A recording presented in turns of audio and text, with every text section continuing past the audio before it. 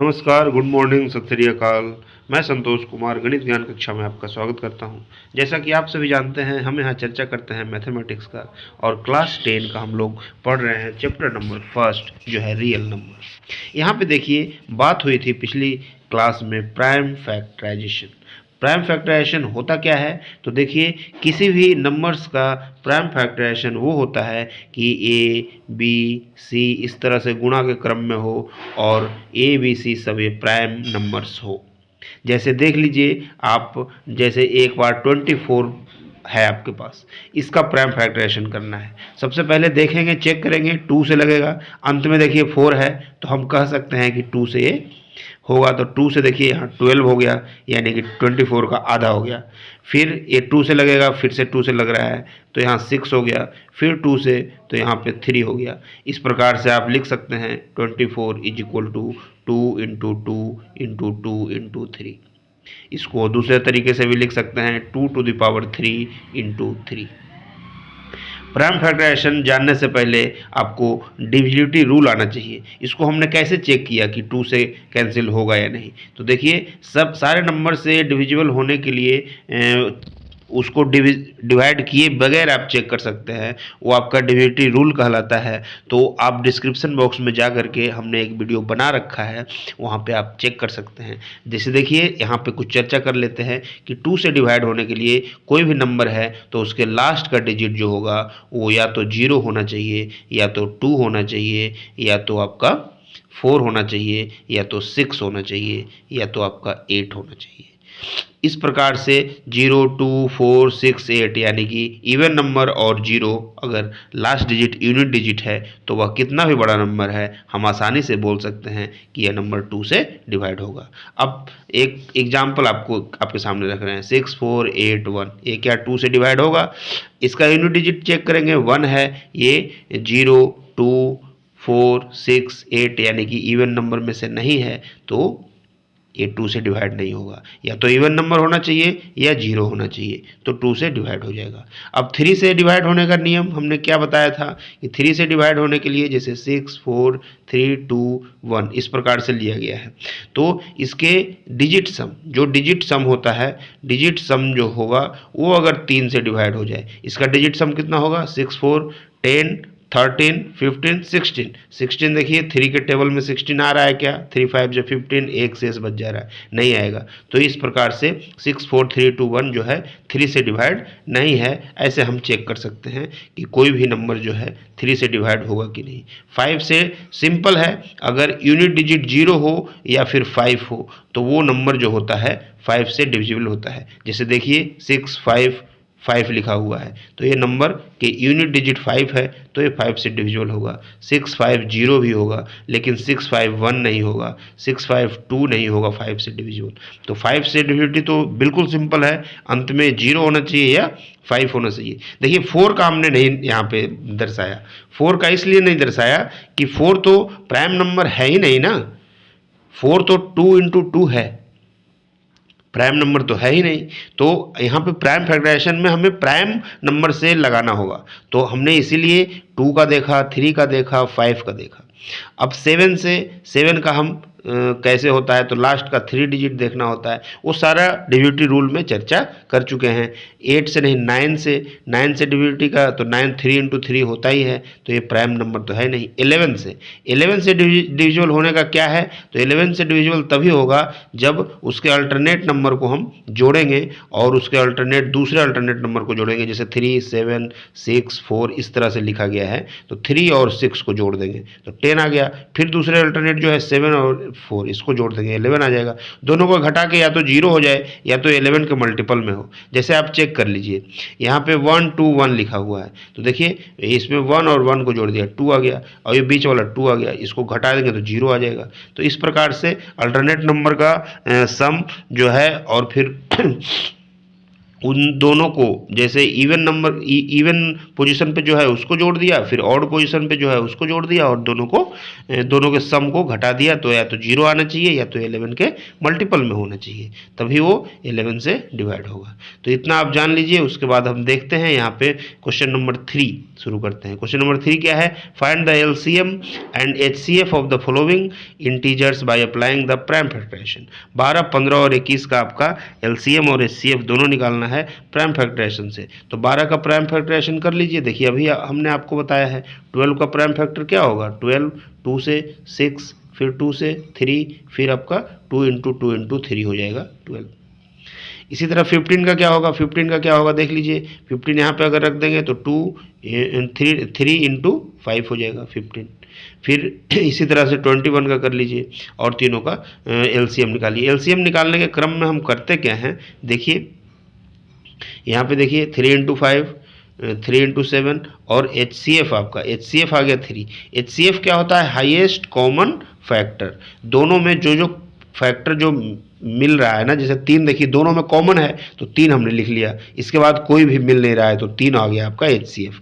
और एलसीएम क्या होता है? सबसे हाईएस्ट पावर वाला हम ले लेते हैं। जैसे देखिए वहाँ पे हमने 12 का जब हमने किया तो 12 का क्या आया था? 12 का क्या आया था? 2 इंटू 3, तो यानी कि 2 to the power square into 3। तो हाईएस्ट पावर वाला यहाँ पे लिया जाता है। देखिए 2 ले लिया ना, तो अब 2 लेने की आवश्यकता नहीं है। तो यहाँ देखिए 12 का हमने ले लिया 2 टू द पावर 2, एलसीएम जब निकालेंगे तो गुणा, दूसरे में क्या? दूसरे में 3 है तो 3 हमने ले लिया, फिर क्या है तो 5 है तो 5 भी ले लिया। 3 हम ले चुके हैं, जो एक बार ले लिए उसका हाईएस्ट पावर ले लिए तो अब दोबारा लेने की आवश्यकता नहीं है। तो यहाँ 7 है तो 7 ले लिया। अब इन सबको गुणा कर देंगे तो वो एलसीएम हो जाएगा। इसका सिंपल ट्रिक है, जो एचसीएफ से बच गया वो फिर एलसीएम हो गया। यानी कि एलसीएम गुने एचसीएफ जो होता है वो दोनों नंबर के गुणनफल के बराबर होता है। ये आप बेसिक रूल ध्यान में रखिए। तो इस तरह से एलसीएम आपका गुणा कर दीजिएगा तो 420 आ गया, एचसीएफ 3 आ गया। सेम टू सेम दूसरे प्रश्न के लिए भी आप देख लीजिए, 17, 23 और 29 है। तो ये 3 प्रश्न है, 17, 23 और 29। ये देखिए तीनों प्राइम नंबर है। तो तीनों जब प्राइम नंबर हो जाएंगे यानी कि तीनों का जो ओवेनेस्ट कॉमन जो फैक्टर है वह 1 होगा। 1 और खुद यही फैक्टर होता है प्राइम नंबर का, तो कोई फैक्टर होता ही नहीं है, तो एचसीएफ इसका 1 हो जाएगा। और एलसीएम जब एचसीएफ 1 हो जाता है तो एलसीएम वो तीनों नंबर को गुणा करके मिल जाता है। देख लीजिए यहाँ इसका तीनों में 1 है कॉमन फैक्टर, तो एचसीएफ 1 हो गया। और जब एचसीएफ 1 होते ही एलसीएम जो होता है वो तीनों नंबर के गुणनफल के बराबर होता है। यानी कि एलसीएम आप खुद से यहाँ पे निकाल सकते हैं, 17 इंटू 23 इंटू 29 जितना आएगा वही आपका एलसीएम हो जाएगा। देखिए थर्ड के रूप में यहाँ पे है 8 है फिर 8 है, 9 है, 25 है। 8 को हम क्या लिखेंगे? 2 इंटू 2 इंटू 2। फिर 9 को क्या लिखेंगे? 3 इंटू 3। फिर यहाँ पे 25 को क्या लिखेंगे? 5 इंटू 5। तो इस तरह से आपका एचसीएफ क्या हो जाएगा देख लीजिए। एचसीएफ आपका होगा यहाँ पे 2 देखिए है इसमें नहीं है, इसमें भी नहीं है, 2 नहीं है, 2 नहीं है, बिल्कुल नहीं है। तो 3 देखिए नहीं है, 3 भी नहीं है, 5 भी नहीं है। तो इसका भी एचसीएफ जो है 1 हो जाएगा। जब कोई फैक्टर कॉमन ना मिले तो उसका एचसीएफ 1 होता है। और जैसे ही एचसीएफ 1 होगा एलसीएम जो है सबको गुणा कर दीजिए, यानी 2 टू द पावर 3 गुने 3 टू द पावर 2 गुने 5 टू द पावर 2। इस तरह से आपका एलसीएम 1800 आ जाएगा। तो एचसीएफ 1 जब होता है तो एलसीएम जो है उन नंबरों का गुणा कर देते हैं, वही आपका एलसीएम हो जाता है। ये ध्यान रखिए, एलसीएम गुने एचसीएफ जो होता है वो नंबर का गुणनफल होता है, product of the number, product of number. यानी एलसीएम और एचसीएफ को गुणा कर देंगे तो वो दोनों के नंबर के गुणनफल के बराबर हो जाएगा।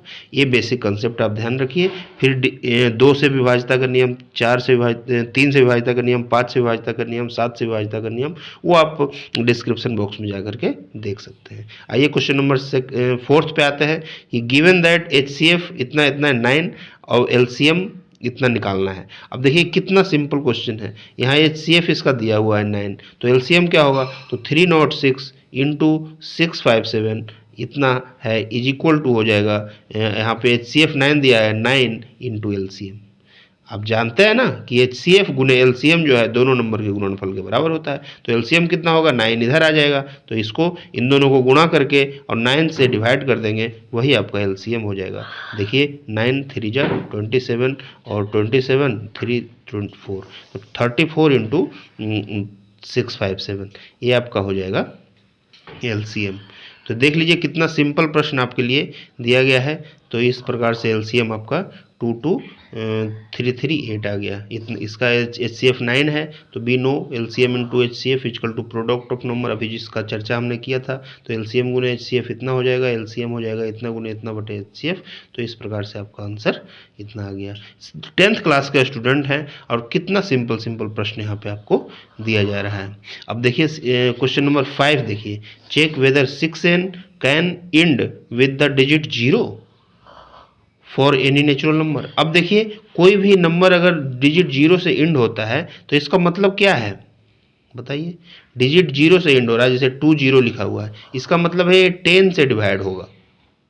डिजिट 0 से इंड होगा, इसका मतलब है 10 से डिवाइड होगा, और जब 10 से डिवाइड होगा तो 10 का प्राइम फैक्टर होता है 2 इंटू 5। अब मतलब 2 से भी डिवाइड होगा और 5 से भी डिवाइड होगा। अब 6 टू द पावर n है, तो 6 टू द पावर n क्या होगा, देखिए 2 into 3 to the power n। इस प्रकार से इसको लिख सकते हैं 2 to the power n into 6 to the power n, 2 to the power n into 3 to the power n। तो इस प्रकार से ये जो नंबर है इसमें 5 तो कहीं नहीं है, यानी 5 से तो डिवाइड होगा ही नहीं। तो जब 5 से डिवाइड नहीं होगा तो ये इसके लास्ट में 0 आने का कोई मतलब ही नहीं है। 5 से डिवाइड होने का सिंपल सा फंडा है, लास्ट में 0 या 5 होना चाहिए। लेकिन यहाँ 2 से भी डिवाइड है, तो 2 भी तो नहीं, 2 तो है, 2 से डिवाइड तो है, लेकिन 5 से डिवाइड नहीं है, क्योंकि इसमें 5 है ही नहीं। तो लास्ट में 0 आने की कोई संभावना ही नहीं है। अगर इसमें एक भी 5 हो जाए तो ये 0 आ जाए। हाँ, 6 टू द पावर n में अगर 5 से गुना कर देंगे तब जरूर लास्ट में 0 आ जाएगा, लेकिन 6 टू द पावर n में 0 नहीं आएगा। इस क्वेश्चन को आप थोड़ा सा थेसिस है, ध्यान से देखिए। बोला जा रहा है कि 6 टू द पावर n जो है, क्या इसमें यहाँ 6n लिखा गया, 6 टू द पावर n है, 6 टू द पावर n क्या लास्ट में 0 डिजिट होगा इसका? तो बिल्कुल नहीं होगा। 2 into 3 to the power n होगा, अब यहाँ 2 to the power n into 3 to the power n, यहाँ 2 तो इसका है एक फैक्टर, लेकिन 5 तो है ही नहीं। अब 10 लास्ट में अगर लाना है, 0 अगर लास्ट में लाना है, तो 2 के साथ साथ 5 भी उसका एक फैक्टर होना चाहिए। तो यहाँ पे आंसर हो जाएगा कि नहीं। चेक कर लीजिए इसका यही है थेसिस कि if any number ends with 0 it should be divisible by 10, other word it will also be divisible by 2 and 5 as 2 into 5 is equal to 10। फिर prime factorisation of 6 to the power n, 2 into 3 to the power n हो जाएगा। अब इस तरह से 5 तो यहाँ है ही नहीं, तो 6 टू द पावर n जो होगा उसके लास्ट में कभी भी 0 नहीं हो सकता है। तो ये थोड़ा आप देख लीजिए। यहाँ पे हमने क्वेश्चन नंबर 3, 4 एंड 5 की चर्चा किया। यहाँ पे आगे हम क्वेश्चन नंबर 6, 7 की चर्चा करेंगे अगले वीडियो में। तब तक के लिए नमस्कार। एक बार आप थेसिस वाले प्रश्न को ध्यान से देखिए और सोचिए, आपसे सोल्व हो जाएगा। धन्यवाद, नमस्कार।